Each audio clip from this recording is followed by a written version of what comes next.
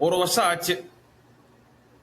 ஒரு வருஷம் இன்னையோட நம்ம கிளப் வேர்ல்டு கப்ல அடிச்சு பிஎஸ்டி ஃபைனல்ல வின் மட்டும் பண்ணல, அவங்கள அடிச்சு துவைச்சு அவங்க பிளேயர்ஸையும் மேனேஜரையும் ரேட்டில் பண்ண வச்சு நம்ம வந்து அப்படியே சும்மா மிதக்கிறோம். அப்படியே செல்சி ஃபேன்ஸ் அப்படியே மிதக்கிறாங்க. பிஎஸ்டிவே போட்டோம், கிளப் வேர்ல்டு கப் ஜெயிச்சிட்டோம். நம்ம வந்து இனிமே நம்ம சீசனுக்கு வந்து நிறைய எக்ஸ்பெக்ட் பண்ணலாம். நம்ம மரஸ்கா வந்து இவ்வளவு பண்ணிருக்கான், பிளேயர்ஸ் இவ்வளவு இருக்கானுங்க, இவ்வளோ பண்ணலான்னு நல்லா மிதக்கணும். அப்படியே காத்து அப்படியே.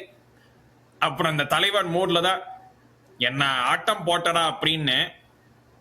ஆனா அதுக்கப்புறமா என்ன வரப்போகுது அப்படிங்கிறது எவனாலும் எதிர்பார்த்திருக்க முடியாது.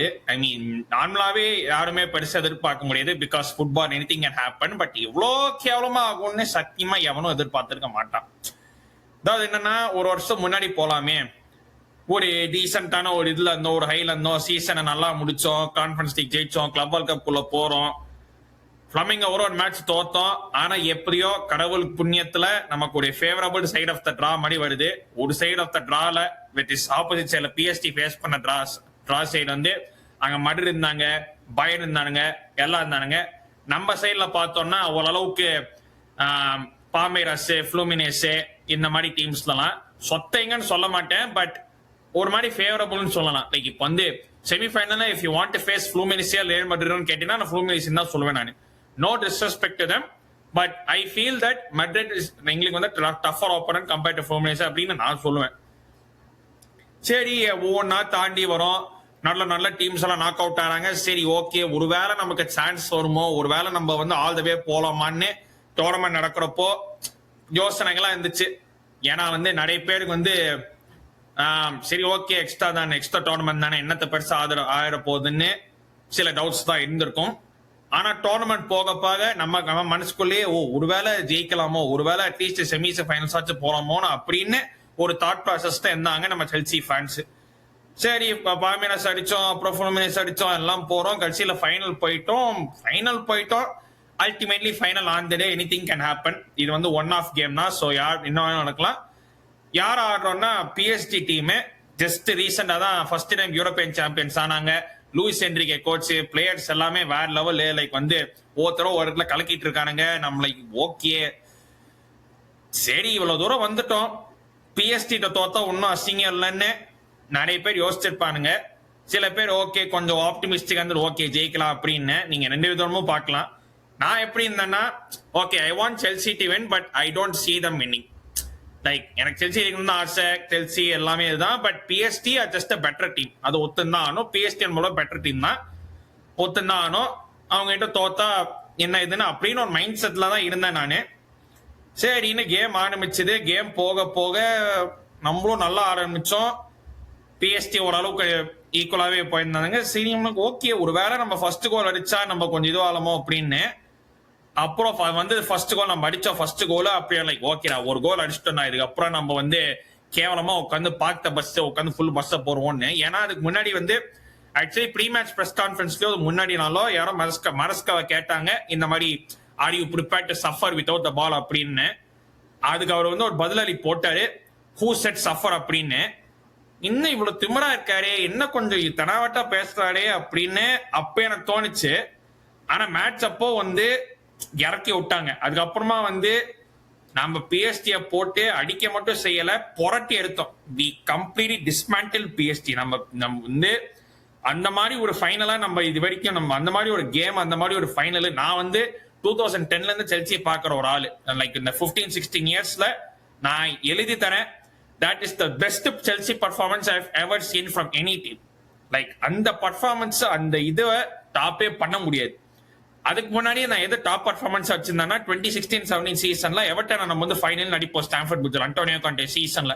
அன்னைக்கு வந்து செல்சி வேர் லிட்டரலி அன்பிளேயபிள். லைக் வந்து ஒண்ணுமே பண்ண முடியல நம்மளோட அட்டாக்கர்ஸ். ஏன்னா ஹசார்டு, பெட்ரோ, காஸ்டா, வில்லியன்லாம் ஒரு வேற லெவல்ல இருந்தானுங்க. பட் அதை டாப் பண்ண ஒரு இதுதான் இந்த club world cup final. Everybody எல்லாருமே அந்த கீப்பர் சாnchez இருந்து கஸ்டோ, கோல்வில் எல்லாருமே வந்து வேற லெவல் பர்ஃபார்மன்ஸ் போட்டாங்க. குக்கரலாவா இருக்கட்டும், லைக் வந்து ஒரு பாயிண்ட் குக்கரலா வந்து ஒரு ஸ்மார்ட் பிளேல வந்து ஒரு பிளேயர் ஸ்டாப் பண்ணுவா அப்படி. ஏன்னா வேற எந்த டிஃபெண்டா தான் கமிட் பண்ணிருப்பான், பட் குக்கரலா வந்து கொஞ்சம் ஸ்டே பண்ணி கொஞ்சம் ஸ்மார்ட்டாவே ஆடினான். அதுக்கப்புறமா மிட்ஃபீல்டர்ஸ் என்ஜோ, கைசேடோ, அப்புறம் நம்ம கோல்டு பால்மரி, அப்பா தலைவன் வந்து ஃபைனல்ல வந்து வேற ரகம் ஆயிட்டா அப்படி. அதாவது என்னன்னா ஒரு கோல் அச்சட் பத்தாவது, ரெண்டாவது கோல் வந்து செம்மையா வந்து எடுத்துன்னு போயிட்டு ஒரு பிஎஸ்டி பிளேயர் மடக்கிட்டு எல்லாம் போட்டா. அப்புறம் சரி 2-0 ஒருவேளை உண்மையிலே நடக்குமோ அப்படின்னு இருந்தோம். அப்புறம் கடைசியில ஹாஃப் டைம் முன்னாடி கரெக்டா தேர்ட் கோல் வச்சோம். அந்த பிரேக் பிஎஸ்டி அப்படியே திறந்து போட்டு ஆடுறானுங்க. பாமர் உள்ள போடுறான், ஜாப் பெட்ரோ வந்து கோல் அடிக்கிறான், 3-0 சிப் பண்றான் டானுருமாவை. லைக் இதெல்லாம் உண்மையோ என்ன இது? நம்ம வந்து நான் வந்து சரக்கு அடிக்கிற ஆள் கிடையாது, இருந்தாலும் நான் வந்து கொஞ்சம் வந்து கண்ணை தேய்ச்சிட்டு பார்த்தால்தான் நான். ஏன்னா வந்து என்னாலே நம்ம முடியல நம்ம இந்த மாதிரி ஆடுவோம் அப்படின்னு சொல்லிட்டு. செகண்ட் ஹாஃபும் போச்சு, நம்ம வி ஸ்டில் கண்டினியூ டு இது. அண்ட் அதுக்கப்புறமா வந்து ஃபைனல்ல 3 ஜெயிச்சுட்டு கிளப் வேர்ல்ட் கப் சாம்பியன்ஸ். அடுத்த 4 வருஷத்துக்கு நம்ம இருந்து வேர்ல்ட் சாம்பியன்ஸ் எவனுமே அந்த பேட்ச் நம்ம கிட்ட இருந்து பிரிக்க முடியாது அப்படின்னு ஒரு ஆணவத்துல தெனாவட்டுல எல்லாருமா சேர்ந்து ஆடிட்டு இருந்தோம். சீசனும் வந்து சரி ஓகே, போன வருஷம் இதுவாயிட்டோம், சாம்பியன்ஸ் லீக்ல போறோம், இந்த சீசன் வந்து நம்ம கலக்கலாம், ஒரு நல்ல ஒரு போடலாம் அப்படின்னு. அன்னையோட அன்பார்ச்சுனேட்லி இதுவாயிடுச்சு. அன்னைக்கு வந்து அந்த தலைவர் வந்து கூலி போறான்னு நினைக்கிறேன், ஒரு ஸ்பீச்ல வந்து நான் கிளப் வேர்ல்ட் கப்னு சொல்லிட்டு நான் அப்படியே மிதக்கிறேன். அப்புறமா இந்த சீசன் வந்ததுக்கு அப்புறமா எல்லாரும் ஃபேன்ஸ் நம்மகிட்ட வந்து டேய் என்ன ஆட்டம் போட்டரா நீ அப்படின்னு அந்த மாதிரி ஆயிடுச்சு. என்னெல்லாமோ மாறிச்சு. மேனேஜர் வந்து பாம்பாயிட்டான், ரெக்ரூட்டிங் சரியா பண்ணல, லைக் வந்து பிளேயர்ஸ் ஆகணும் இன்ஜுரியில படுத்துட்டானுங்க, ஒரு மேனேஜர் மாறினாங்க, சீசன் அப்படியே நாசமா போயிடுச்சு. பிஎஸ்டி 8 தோக்குறோம் சாம்பியன்ஸ் லீக்ல, எஃப்ஏ கப் ஃபைனல் தோக்குறோம், லீக் கப் செமிஃபைனல் ஆர்சனல்ட்ட தோக்குறோம். நம்ம போர்டு வந்து league cup is not a priority trophy அப்படின்னு கேவலமா சொல்ல.